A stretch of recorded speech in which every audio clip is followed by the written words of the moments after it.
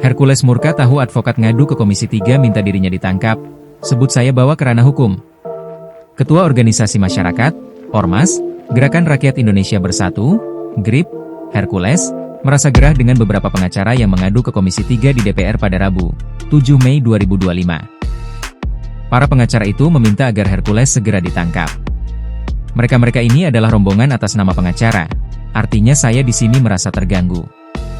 Karena negara ini negara hukum, semestinya kalau memang benar mereka ini pengacara semestinya mereka tahu hukum, katanya seperti dikutip dari Seleb Oncam News yang tayang pada Kamis, 8 Mei 2025. Menurut Hercules, rombongan pengacara itu tiba-tiba menyenggolnya. Aduan dari mereka ke Komisi 3 membuat syok anak dan istrinya.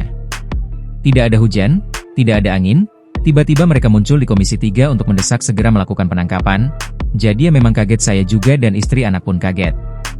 Artinya ini semacam pengancaman, provokasi dan shock terapi terhadap anak dan istri saya, katanya.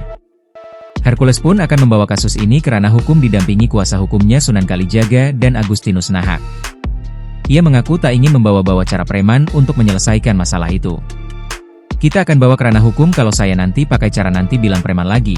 Tapi karena saya mengerti hukum saya tidak akan memakai cara saya, katanya.